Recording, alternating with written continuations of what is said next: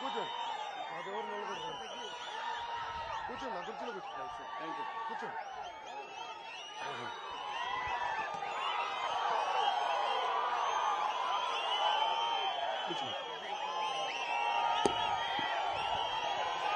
ఏం చెల్లమ్మ వచ్చేసావు మళ్ళీ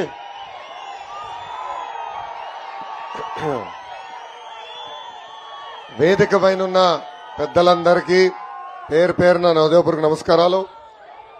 ఈరోజు మహాశివరాత్రి అయినా ఈ సమావేశానికి పెద్ద ఎత్తున తరలి వచ్చిన పుట్టపర్తి తెలుగుదేశం పార్టీ కార్యకర్తలకి జన సైనికులకి ప్రజలందరికీ పేరు పేరున నా హృదయపూర్వక ధన్యవాదములు.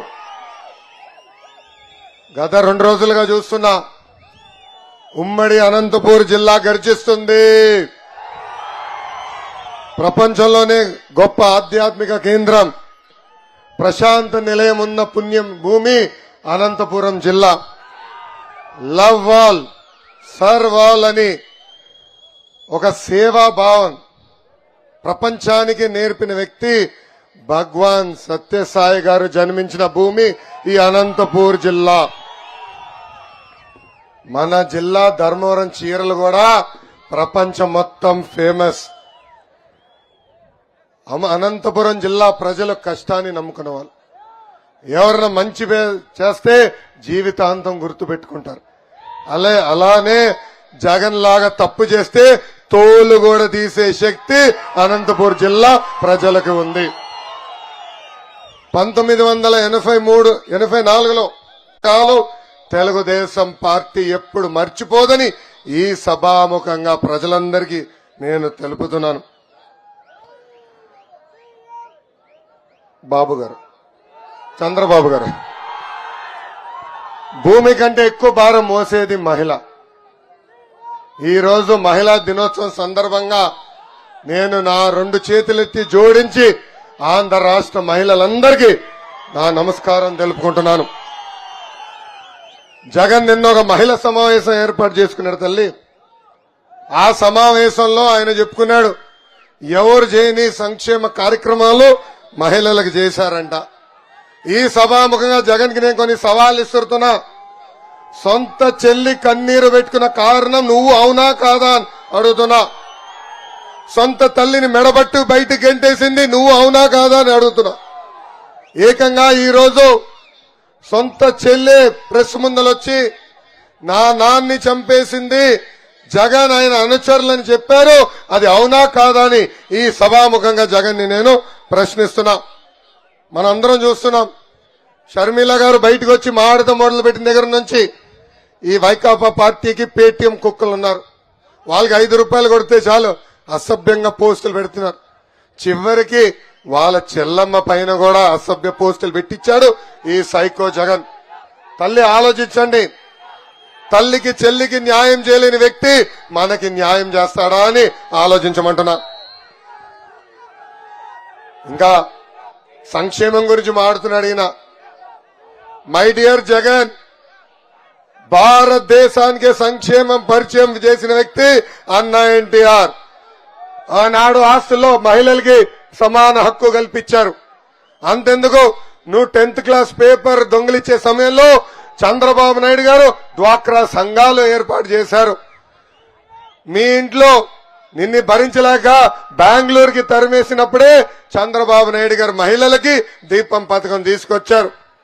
నిన్నగాక మొన్న నువ్వు చంచల్ గూడ జైల్లో ఉన్నప్పుడే బాబు గారు పసుపు కుంకం, తల్లి బిడ్డ ఎక్స్ప్రెస్ ఇలా అనేక సంక్షేమ కార్యక్రమాలు మహిళలకు అందజేశారు. ఇంకా ఈయన చేసిన మోసాల గురించి కూడా చెప్పాలి తల్లి. ఎన్నికల ముందర ఏం చెప్పాడు తల్లి, సంపూర్ణ మద్యపాన నిషేధం చేసిన తర్వాతనే మీ ఓట్లు అడుగుతా అన్నాడు. సంపూర్ణ మద్యపాన నిషేధం చేశాడు తల్లి. ఆ హామీ గోవిందా గోవిందా. ఇంకొక హామీ ఇచ్చాడు, 45 సంవత్సరాల వయసు నిండిన ఎస్సీ ఎస్టీ బీసీ మైనారిటీ మహిళలకి పెన్షన్ ఇస్తాన్నాడు. ఏమైందా హామీ? గోవిందా గోవిందా. 3 హామీ కూడా ఇచ్చాడండి. ఏంటది? ఇంట్లో ఎంతమంది బిడ్డలుంటే అంతమంది బిడ్డలకి అమ్మఒడి ఇస్తాన్నాడు. ఏమైంది హామీ? గోవిందా గోవిందా. ఇంకా ఏకంగా మహిళల పేరుతో 30 లక్షల ఇల్లు కడతానన్నాడు. కనీసం 3,000 ఇల్లు కూడా ఈ సైకో జగన్ ఈ రోజు అట్లా. నేను పాదయాత్ర చేసుకున్నప్పుడు చాలా మంది అక్కా చెల్లెలు నన్ను కలిశారు. వాళ్ళందరూ ఒకటి కోరారు, అన్నా ప్రొఫెషనల్ కోర్సులు చేయాలనుకుంటున్నాం, నర్సులు అవ్వాలనుకుంటున్నాం, ఇతర కోర్సులు చేయాలనుకుంటున్నాం, మమ్మల్ని ఆదుకోండి అని చెప్పారు. అది గుర్తించి ఈ రోజు నా తల్లి భువనేశ్వరి అమ్మ కలలకు రెక్కల పేరుతో ప్రొఫెషనల్ కోర్సులు మహిళలు చేయొచ్చు, వాళ్ళు తీసుకునే రుణాలకి ఇంట్రెస్ట్ ప్రభుత్వమే చెల్లిస్తుందని ఈ సభాముఖంగా మహిళలందరికీ నేను హామీ ఇస్తున్నా. బాగా చదవండి, ప్రయోజకులుగా మారండి, మీకు అండగా నిలబడుతుంది తెలుగుదేశం పార్టీ అని ఈ సభాముఖంగా మా అక్క చెల్లెలకి నేను హామీ ఇస్తున్నా. జగన్ ని చూస్తే నాకు ఒకటి గుర్తొస్తాడండి, బిల్డప్ బాబాయ్. బిల్డప్ బాబాయ్ అమ్మా, ముఖ్యమంత్రి ఏమైనా సభకి వెళ్తే ఏం చెప్పాలి? గత 5 సంవత్సరాలు ఆయన పీకింది పొడిచింది చెప్పాల.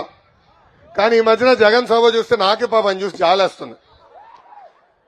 ఆయన రాత్రి కూడా చంద్రబాబు నాయుడు గారి కళ్ళు వస్తారనుకుంటా. అందుకే సభలో చంద్రబాబు గారు పవన్ గారు, చంద్రబాబు గారు పవన్ గారు జపం చేస్తాడు ఈ సైకో జగన్. అసలు మోసానికి ప్యాంటు షర్ట్ వేస్తే అచ్చు జగన్ లాగా ఉంటుంది, అచ్చు జగన్ లాగా ఉంటుంది. జగన్ చూస్తే నాకు గుర్తొచ్చేది కోడి కత్తి, జగన్ ని చూస్తే గుర్తొచ్చేది బాబాయ్ గుండెల పోటు, జగన్ ని చూస్తే గుర్తొచ్చేది తల్లి చెల్లి ఆవేదన. ఈ రోజు జగన్ అభివృద్ధి గురించి మాట్లాడుతుంటే నాకే ఆశ్చర్యంగా ఉంది తల్లి, నాకే ఆశ్చర్యంగా ఉంది. ఈ సభాముఖంగా జగన్ చెప్తున్నా, నైనా జగన్ నువ్వు చెడ్డీలేసుకుని తిరిగే సమయంలోనే భారతదేశానికి అభివృద్ధి పరిచయం చేసిన వ్యక్తి చంద్రబాబు నాయుడు గారు. ఆనాడు ఉమ్మడి ఆంధ్రప్రదేశ్ కి పెద్ద ఎత్తున పరిశ్రమలు తీసుకొచ్చారు. హైటెక్ సిటీ గాని, జినోమ్ వ్యాలీ గాని, ఫార్మా సిటీ గాని, మైండ్ స్పేస్ గాని, ఔటర్ రింగ్ రోడ్ గాని, హైదరాబాద్ లో శంషాబాద్ ఎయిర్పోర్ట్ కూడా కట్టించిన వ్యక్తి చంద్రబాబు నాయుడు గారు. అంతెందుకు గత 5 సంవత్సరాలు అంటే 2014 నుంచి 2019 మధ్యన అనంతపూర్ జిల్లాకు కూడా కియా మోటార్స్ తీసుకొచ్చిన ఘనత ఒక చంద్రబాబు నాయుడు గారికి. ఇంతేకాదు ఒక హీరో మోటార్స్, ఫాక్స్కాన్, హెచ్సిఎల్ ఇలా చెప్పుకుంటా పోతే ఒక రోజంతా పడుతుంది చంద్రబాబు నాయుడు గారు తీసుకొచ్చిన పరిశ్రమలు చెప్పేదానికి. అంతెందుకమ్మా, జగన్ కి ఇష్టమైన చంచలగూడ జైలుని కూడా అభివృద్ధి చేసిన వ్యక్తి మన నాయకుడు చంద్రబాబు నాయుడు గారు. ఈ సభాముఖంగా జగన్ కి నేను ఒక బంపర్ ఆఫర్ ఇస్తున్నా. టైం డేట్ నువ్వు ఫిక్స్ చేయి, సంక్షేమ అభివృద్ధి పైన చర్చకు నేను సిద్ధం, నువ్వు సిద్ధమా అని అడుగుతున్నా. మళ్ళీ విజయసాయిరెడ్డి వస్తాడు, సకల శాఖ సలహాదారుడు సజ్జల వస్తాడని చెప్పి పారిపోదు. మై డియర్ జగన్, నీకు దమ్ము ధైర్యం ఉంటే చర్చకి రమ్మని ఈ సభాముఖంగా నేను పిలిపిస్తున్నా. అమ్మా, జగన్ ని చూస్తే నాకు కటింగ్ ఫిట్టింగ్ మాస్టర్ గుర్తొస్తాడు. కటింగ్ ఫిట్టింగ్ మాస్టర్, ఆయనకి 2 బటన్లు ఉన్నాయి తల్లి, మీ కంపెనీ బులుగు బటన్, కానీ బల్ల కింద ఒక బటన్ ఉంది తల్లి, ఈ రంగు ఎర్ర రంగు బటన్, ఎర్ర రంగు బటన్ తల్లి. బులుగు బటన్ నొక్కుతాడు తల్లి, అకౌంట్ లో 10 రూపాయలు పడుతుంది. నేను ఒప్పుకుంటున్నా, అకౌంట్ లో 10 రూపాయలు పడుతుంది. కానీ అదే వారం ఎర్ర బటన్ నొక్కుతాడు తల్లి, ఇట్లా టిక్ అని నొక్కుతాడు, అకౌంట్ నుంచి 100 రూపాయలు విషయం పోతుంది. ఎలా పోతుందో చెప్పాలి కదా. కరెంటు ఛార్జీలు 9 సార్లు పెంచి బాధుడే బాధుడు, ఆర్టీసీ ఛార్జీలు 3 సార్లు పెంచి బాధుడే బాధుడు, గ్యాస్ డీజిల్ పెట్రోల్ ధరలు పెంచి, గ్యాస్ పెట్రోల్ డీజిల్ ధర పెంచి, క్వార్టర్ బాటిల్ ధర పెంచి, ఇంటి పన్ను పెంచి, చెత్త పన్ను పెంచి, నిత్యావసర సరుకుల ధరలు పెంచి, ఇంకా కటింగ్ మాస్టర్ అన్నా కదా, అన్న క్యాంటీన్ కట్, చంద్రన బీమా కట్, విదేశీ విద్య కట్, పండగలకు ఇచ్చే కానుకలు కట్, పెళ్లి కానుకలు కట్, ఇట్లా చెప్పుకుంటూ పోతే భారతదేశంలోనే 100 సంక్షేమ కార్యక్రమాలు కట్ చేసిన ఏకైక వ్యక్తి, ఏకైక ముఖ్యమంత్రి ఈ సైకో జగన్. అమ్మ, అనంతపూర్ జిల్లా అంటే మా కుటుంబానికి చాలా ప్రేమ. దానికి కారణం ఆనాడు అన్న ఎన్టీఆర్ ని ఇక్కడ శాసనసభ్యుడిగా గెలిపించి ముఖ్యమంత్రిగా ఆంధ్ర రాష్ట్రానికి పంపించింది ఈ అనంతపురం జిల్లా. అందుకే అన్న ఎన్టీఆర్ గారి దగ్గర నుంచి బాబు గారి వరకు డబల్ ప్రేమతో అనంతపూర్ జిల్లాని అభివృద్ధి చేశాం. మీకు మా పైన ఎంత ప్రేమ ఉంటుందంటే మీకు చేతులు ఇవ్వాలంటే నాకు భయం వేస్తుంది. ఈరోజు ప్రేమతో గీరేస్తారు, గట్టిగా నొక్కుతారు. పాదయాత్రలో అయితే ఒకటి కొరికారు. నేను చిత్తూరు జిల్లా దాటి కదిరిలో అడుగు పెడితే ఒక తాతయ్య గట్టిగా చేయలాగితే ఇప్పుడు కూడా నొప్పి తగలేదని. అంత ప్రేమ, అంత అభిమానం మీరు నాకు చూపిస్తున్నారు. అమ్మా, మనందరం చూడాలి. అనంతపూర్ జిల్లాని ఆనాడు పెద్ద ఎత్తున అభివృద్ధి చేశాం. ఎవరు ఊహించిన విధంగా కియా మోటార్స్ ని తీసుకొచ్చాం. 50,000 మందికి ఉద్యోగాలు, ఉపాధి కూడా కల్పించింది మన ప్రభుత్వం. ఇక్కడున్న మహిళలందరికీ నేను హామీ ఇస్తున్నా. చంద్రబాబు నాయుడు గారు, పవన్ అన్న కలిసి బాబు సూపర్ 6 ప్రకటించారు. దాంట్లో మొదటి హామీ, మన ప్రభుత్వం ఏర్పడిన 5 సంవత్సరాల్లో 20 లక్షల ఉద్యోగాలు ఇప్పించే బాధ్యత మేము తీసుకుంటాం.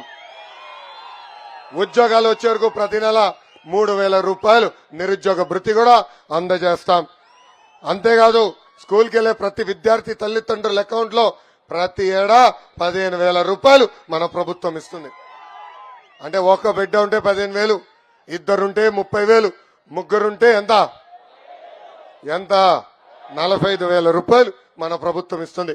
ఇంకా రైతులు ఆదుకునేదానికి ప్రతి ఏడా 20,000 రూపాయలు ఆర్థిక సాయం కూడా మన ప్రభుత్వం చేస్తుంది. ప్రతి ఇంటికి ప్రతి ఏడా ఉచితంగా 3 గ్యాస్ సిలిండర్లు అందించే బాధ్యత మేము తీసుకుంటాం. ఇంకా 18 నుంచి 59 సంవత్సరాలు వయసు కలిగిన మహిళలకి ప్రతి నెల 1,500 రూపాయలు ఇస్తాం. అంటే సంవత్సరానికి 18,000, 5 సంవత్సరాల్లో 90,000 రూపాయలు మీ అకౌంట్ లో మన ప్రభుత్వం జమ చేస్తుంది. ఇంకా 6వ హామీ ఏంటి? మహిళలు ఆర్టీసీ బస్సులో ఉచితంగా ప్రయాణించే హక్కు కూడా మన ప్రభుత్వం కల్పించబోతుందని ఈ సభాముఖంగా నేను హామీ ఇస్తున్నా. ఈ సభాముఖంగా జగన్ నేను సవాల్ ఇస్తున్నా. గత 5 ఏళ్లుగా నువ్వు బీసీలకి ఏం చేశావు? 26,000 మంది బీసీల పైన దొంగ కేసులు పెట్టావు. ఏకంగా 300 బీసీలని చంపేశాం. మనం చూసాం, అమర్నాథ్ గౌడ్ ని చంపేశారు, నందం సుబ్బయ్య గారిని చంపేశారు, చంద్రయ్య గారిని చంపేశారు. తెలుగుదేశం పార్టీ కార్యకర్త జాలయ్యని కూడా ఎలా చంపేశారో మనందరం చూసాం.